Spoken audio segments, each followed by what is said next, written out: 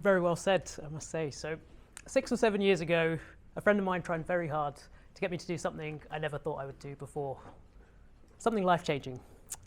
And after the best part of a decade, I took the plunge and finally committed to a completely silent 10-day meditation retreat based on old Buddhist teachings. Now, it's a very personal process, and it can be deeply profound. You look inside to see what causes you misery, where your happiness comes from, and even what your purpose might be. Now, when I was at university, all I wanted to do was design and build wind turbines. I quickly stumbled onto nuclear energy, and I saw the opportunity, and what a huge potential it had.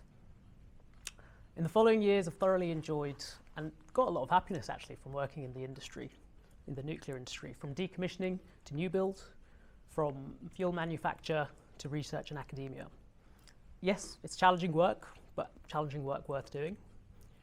And I've met some of the most intelligent, passionate and caring people I know, many of them in the room here today. And my instincts had been confirmed on nuclear. Just last year, the UN released a report, the IPCC and UNESCO, on nuclear and all the energy technologies, and it showed that nuclear was the most low-carbon energy source we've got. And because of the energy density, we know that nuclear has the smallest land footprint, the fewest materials required per unit energy produced. And did you know that we've got enough uranium to last us 4 billion years? That's billion with a B. That's about half the lifetime of our local star. Nuclear is renewable. At the YGN, we've been keen campaigners for that, and I'd say more renewable than wind and solar, but happy to take that offline if anybody wants to debate that. But in truth, we need it all. At the YGN, we've been keen advocates of wind, nuclear, and solar, and that was our message last year at COP26. Together is better, and we need a lot of energy. The scale ahead is so huge that we can't be fighting with each other. We need to work together, and together is better. But if we look beyond net zero, if we look beyond jobs, and even energy security, which we know is so important and nuclear plays a huge part in today, there's something else that the nuclear industry offers, especially to young people.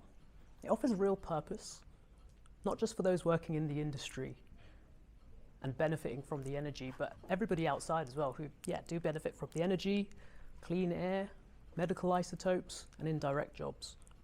And I saw that little statistic on the right-hand side that nuclear has the highest energy intensity of any energy source, jobs intensity, sorry.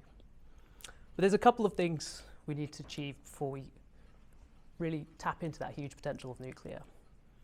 First thing, we need to get the message right. Still, so many are uninformed or misinformed about nuclear. We need industry-wide, government-backed public information campaigns.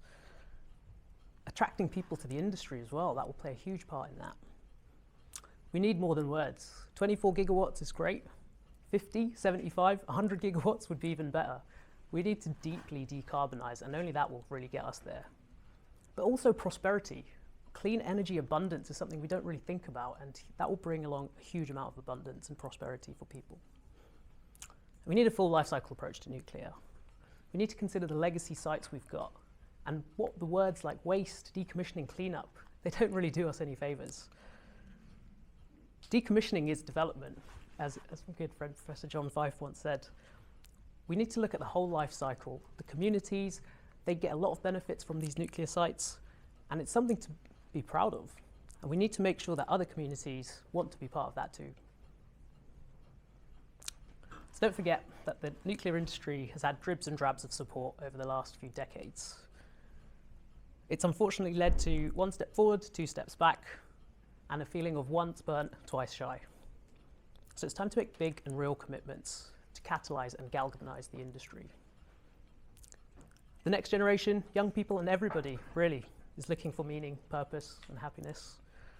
And when I came away from the 10 days of silent meditation, I realized I'd already found my purpose and what made me happy. And you might think I'm sad, but for me it was nuclear. There's a lot of people out there, even working in nuclear, that don't recognize what it is, what it can be. And we should be throwing everything we can at helping those inside and outside the industry to see that. Thank you.